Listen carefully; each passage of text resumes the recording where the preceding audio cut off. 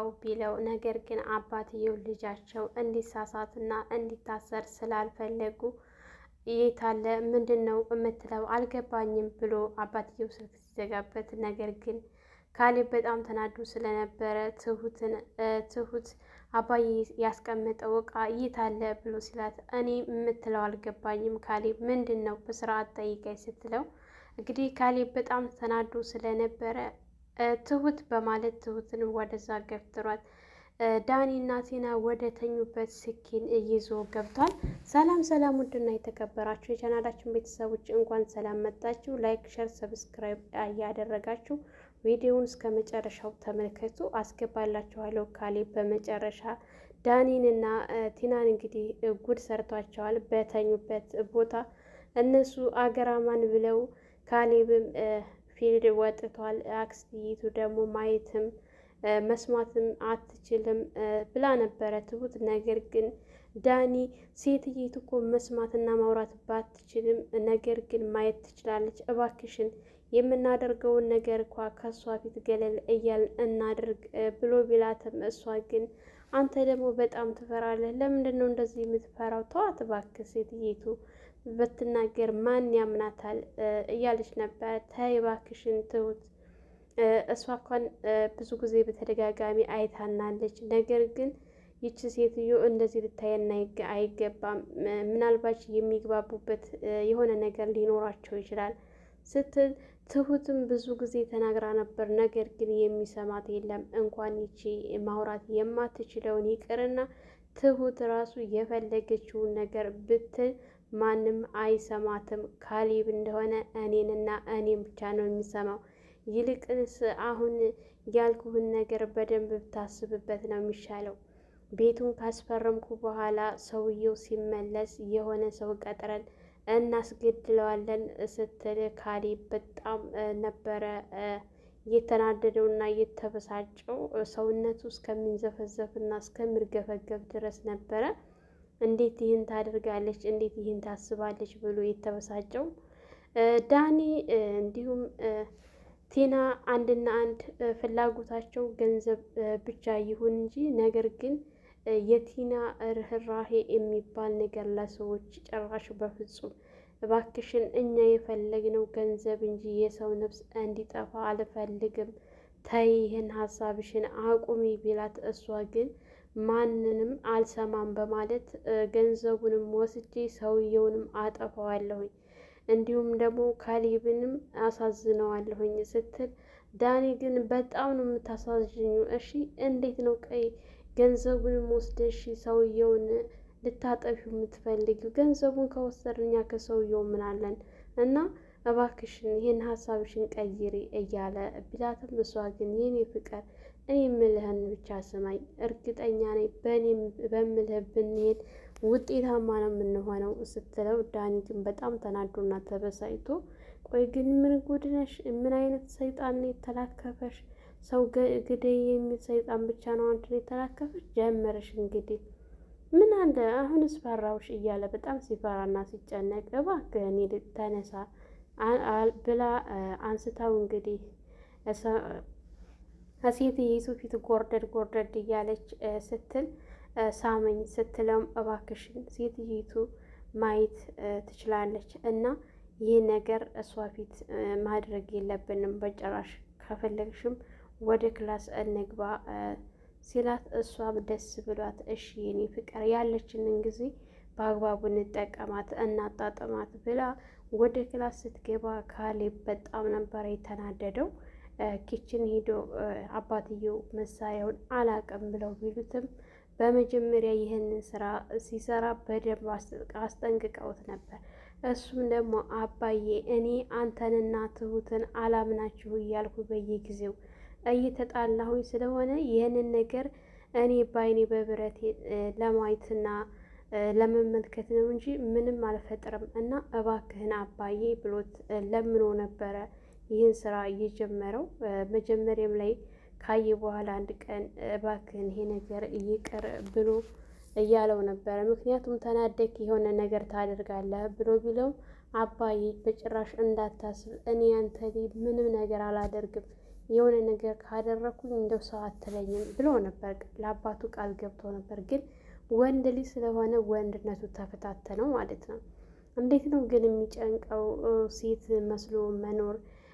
ይሄ ሽቲ ለብሶ ቤት ውስጥ መቀመጥ በጣም ነው ያስጠላኝ። ሴት መሆን ከባድ ነው ምናምን እያለ ነበረ። አባትየውም እንግዲህ በጣም ሲስቁበት ነበረ። ቲና ሴትዮዋን በጣም ከፍ ዝቅ ያደረገቻት ትገኛለች። ነገር ግን የካሌብ አባት በጣም ተናደውና ተበሳጭተው ዛሬ በስጨት ብለው ቲናንም ሆነ ዳኒንም አናግረውት ነበረ። እነሱም ግን ያው ዳኒ ሁሌም ቢሆን ይጠራጠራል። ቲና ናት ምንም አትጠራጠረው።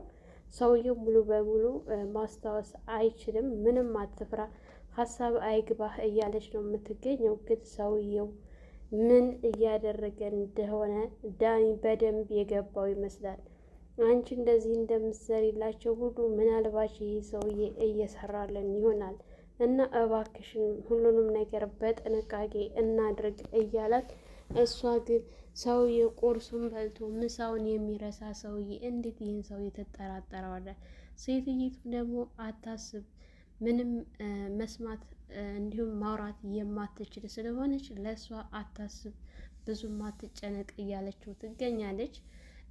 ክችን ካልገባሽ ብላ ከትሁት ጋር ግብ ግብ በተያያዙበት ሰዓት የካሌብ አባት ሁሉንም ነገር ሰምተው ስለነበሩ እንዴት ይህን ታደርጊያለሽ? እንዴት ይህን ትሰሪያለሽ?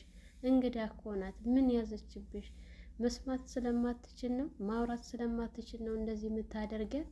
እንግዳ እኮ ክብር ነው ስትለው፣ አባዬ አንተን እንዴት እንደተንከባከብኩ ታውቃለህ አይደለ? እህትህንም ደግሞ በደንብ ነው የምንከባከባት ስትል ነበረ። ቆይ እኛ ያንቺን ወንድም በደንብ አልተንከባከብ ነው? ለምንድን ነው የኔን እህት በደንብ የማትንከባከቢው የልጅ ሚስት እያለ ሲላትም፣ እሷ ግን ይቅርታ በማለት ነገሮችን ዘግታው ነበረ። ግን አባዬ እህትና ወንድም አትመሳሰሉም ስትለው፣ አንቺም እና ወንድምሽም እኮ እህትና ወንድም አትመሳሰሉም ብሎ ሲል ዳኒ በጣም ነበር የደነገጠው። እሷም ተደናግጣ ምን አባዬ ስትለው፣ አይ አንቺ በጣም ትናደጃለሽ፣ እሱ ደግሞ ረጋ ያለ ልጅ ነው እና አንቺና እሱ ራሱ እህትና ወንድም አትመስሉኝም ብሎ ሲላት፣ እንግዲህ ነገሮችን ሳቅ በማለት አሳልፈው ነበረ። ቢሆንም ግን አባትና ልጅ እነሱ በወጡላቸው ሰዓት እየተገናኙ ማውራታቸውን እንደቀጠሉ ናቸው። ካሌብ ግን ምንም ራሱን መቆጣጠር የሚባል ነገር አይችልም። የሆነ ነገር ሲሰማ ዘሎ ወደ ትሁት ጋር እየሄደ ንዴቱን፣ ብስጭቱን እንግዲህ ትሁት ክቶችን እየገባ ትሁት ግራ እስከምትጋባ ድረስ ምን ሆነህ ነው እያለች ብትለውም፣ እንዴት ነው ግን ይህን ሁሉ እየቻላችሁት? እንዴት ልትችሉት? እንዴት እያለ ሲል ነበር። አባዬ ስንቱን ነገር አሳልፈው መሰለህ ብላ፣ ኧረ በጣም የገረማችሁኝ ሲል እንግዲህ ትሁት ስትስቅ፣ አንቺ ደግሞ ምን ያስቅሻል ብሎ ሲላት፣ እኛ ያሳለፍነውን እኮ ሳየውና አሁን ያለንበትን ሳየው በጣም ገርሞኝ ነው። ምክንያቱም ገና አንተ ከታገስክና ከቻል ከዚህ የበለጠ ጉርታ ያለህ ስትለው ነበር። ከዚህም በላይ እንደ እኛ ስንት ነገር አሳልፈናል፣ ግን አንተ ስንነግርህ በተደጋጋሚ ወሬውን ትሰማለህ እንጂ በተደጋጋሚ ቲናን ነው የምታምነው፣ እኛን አታምነንም። ምን እናድርግ? አሁንም ቢሆን ይህ ነገር ትሳሳታለህና ይቅርብህ ብትለውም እሱ ግን አይ ግዴለሽም፣ ትንሽ ማየት አለብኝ ይህንን ነገር እያለ ይገኛል። አባቱም እንግዲህ ልጄ ራስህን የሆነ ቦታ እንዳትከት፣ ተረጋጋ፣ ሁሉንም ረጋ ባለ መንገድ እንድታስኬደው፣ እንዳትበሳጭ፣ እስር ቤት እንድትገባብኝ አልፈልግም እያለው ሲመካከሩ ነበር። እንግዲህ ዳኒ ማንም በሌለበት ሰዓት አባዬ ስራ ልጀምር ነበረ፣ ነገር ግን እስኪ ብር አበድረኝ ብሎት ነበረ። ምን ያክል ብር ፈለግ ሲለው 4 ሚሊዮን። 4 ሚሊዮን? አዎ በቃ ካሌብን አናግሬ እሰጥሃለሁ ሲል፣ አይ ካሌብም ሆነ እንዲሁም ቲና ማንም ሰው መስማት የለበትም እና ለነሱ እንዳትናገር እያለ ነበረ። ለምን ልጅ ሲለው፣ እኔ ለ1 ወር ብቻ ስለሆነ እየጠየቁ ከ1 ወር በኋላ አመስግኜ ስትሰጥህ ያኔ ነው መስማት ያለባቸው እንጂ አሁን በጭራሽ እንዳይሰሙ አባዬ ሚስጥር ነው ብሎት አባትየውም እሺ ልጄ አስብበታለሁኝ ብሎ አመሰግናለሁኝ ሲል ምን ታመሰግነኛለህ አልሰጠሁ ሲለው ዞሮ ሀሳቤን ስለተረዳኸኝ አባዬ አመሰግናለሁኝ ብሎት ነበር የተነሳው። ልክ እሱ ይህንን ብሎ በወጣ ሰዓት ትሁት ወደ ኪችን የሆነችላት ጊዜ ቲና እሷ ለመኖሩን አይታ አባዬ ግን እንደ ልጅህ አታየኝም? ለምንድን ነው አንተ እንደ ልጅህ አይተህ ቤቱን በስሜ የማታደርግልኝ ስትል ነበረ። መቼ ነው የምትፈልጊው ሲላት ነገ ብላ ነበር። በቃ ነገ ሄደን እፈርምልሻለሁኝ ችግር የለውም ለቀላሉ አታስቢ ብሏል።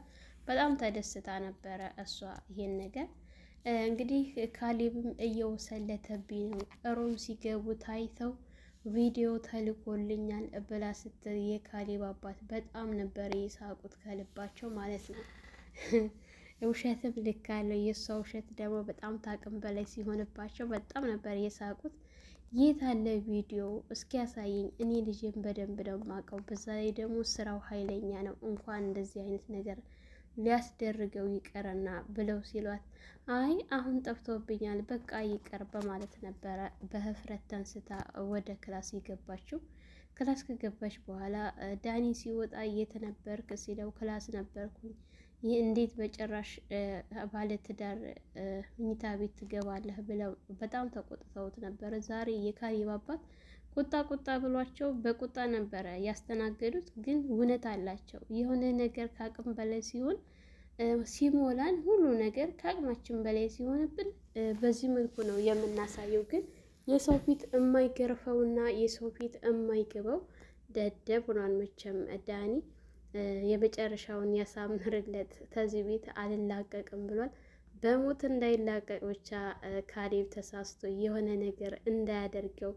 እውነት ካሌብ መኝታ ክላሳቸው ገብቶ ዳኒን ይመታዋል ወይስ አይመታውም የሚለውን እንግዲህ በቀጣይ አብረን የምናይ ይሆናል። እስካሁን አብራችሁን ለነበራችሁ ከልብ እናመሰግናለን። ላይክ፣ ሸር፣ ሰብስክራይብ እያደረጋችሁ የደውል ምልክትን እያጠቆራችሁ በያላችሁበት ፈጣሪ ይጠብቃችሁ፣ ሀገራችንን ሰላም ያድርግልን፣ ወጥቶ ከመቅረት ፈጣሪ ይጠብቀን እያልኩ በዚሁ ሰናበታችኋለሁ። መልካም ቆይታ ይሆንላችሁ።